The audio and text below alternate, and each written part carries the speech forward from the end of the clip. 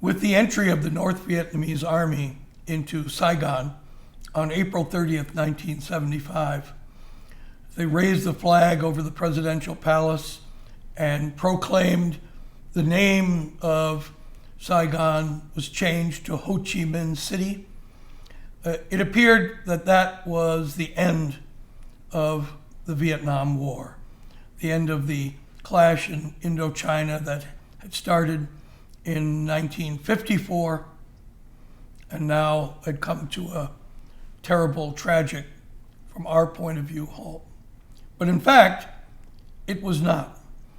The last battle of the Vietnam War came on May the 12th, off the coast of Cambodia, when a U.S. commercial vessel, the SS Mayaguez, which is named for a place in Puerto Rico, was traveling towards Thailand when it was intercepted by a Khmer Rouge Cambodian communist boats. They boarded the ship and at gunpoint forced the captain to halt the ship, claiming it was in Cambodian waters, and proceeded to remove the crew from the ship and take them to a place where they would be held.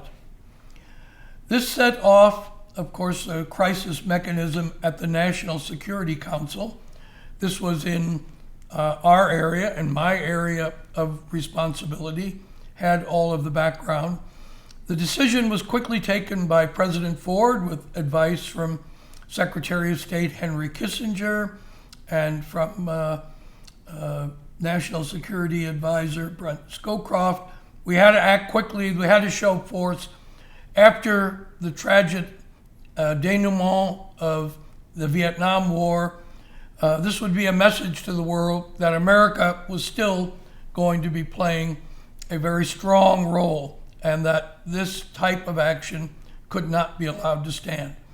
And so the president gave orders for a rescue mission to be formed. A number of Marine units from Japan, from Okinawa, were quickly transported to Thailand. Their Air Force helicopters were gathered, and a plan was going to be made to assault the area where it was believed that the crew was held. These were days of satellite intelligence at its somewhat beginnings. There was not real-time photography available from satellites. The film had to be brought back to Earth, so there was a lag time in which we could actually get photos and showing the crew being taken off the ship, but it wasn't entirely clear to where.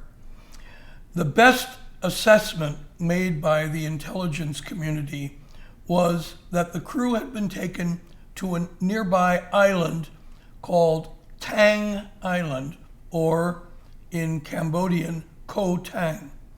And so on May the 14th, the authorization was given by the president and by Secretary Kissinger to the Defense Department to initiate the operation.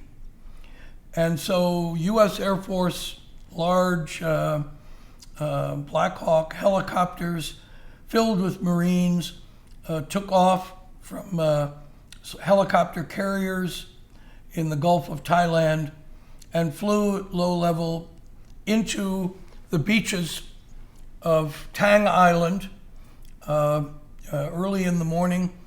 And the troops landing on the beach, the Marines piled out of the helicopters and onto the beach, where they came under incredibly heavy fire.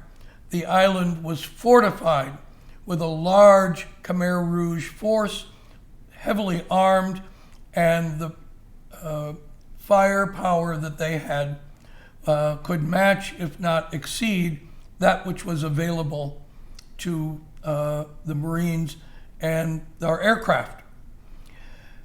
At the same time, as this was happening, and the Marines are dug in on the beaches and pinned down with fire by the Khmer Rouge, information is obtained that the crew is in fact not on Tang Island.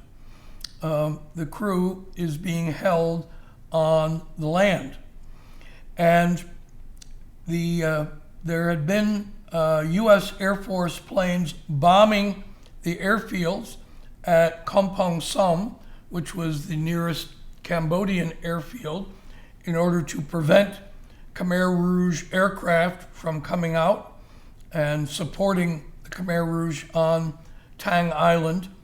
And as the airstrikes were given authority to take place, an announcement was made over the radio internationally by the Khmer Rouge that they were going to free the crew and allow the crew to return to the ship, and they would free the ship. Now, the coordination of this entire operation was all occurring in the West Wing, in the National Security Advisor's office, the windows of which looked out onto Lafayette Park. I, as a National Security Council staff member, was there.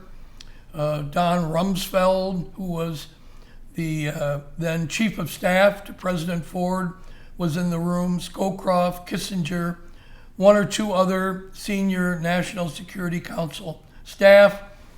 Bud McFarland, a Marine major who would later be National Security Advisor, was there.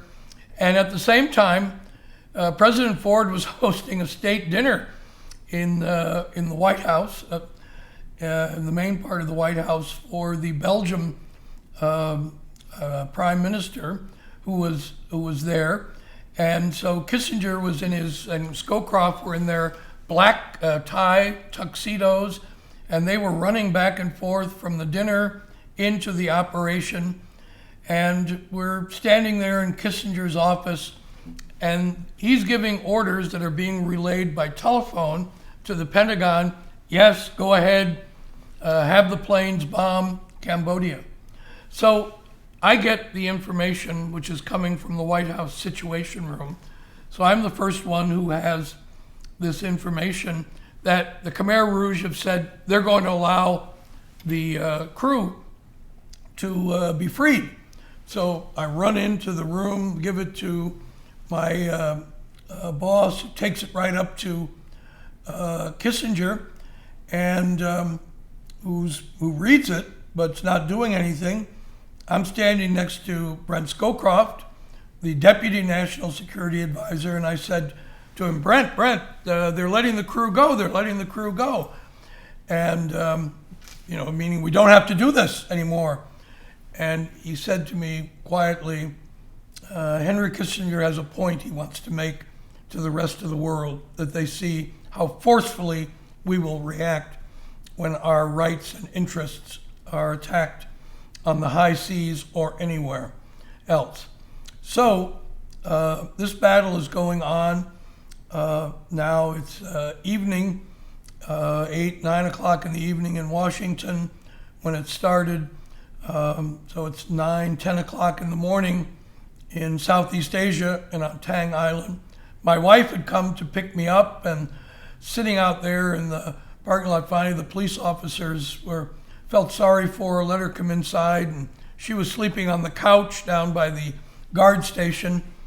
And the battle is joined, the crew is released, and the order is given that once the crew is out and back to the ship, we now begin disengaging and have to go in and pick up the crew and pick up all of the Marines and others who were on the beach at Tang Island, where the crew wasn't being held, and take them to safety and back to Thailand.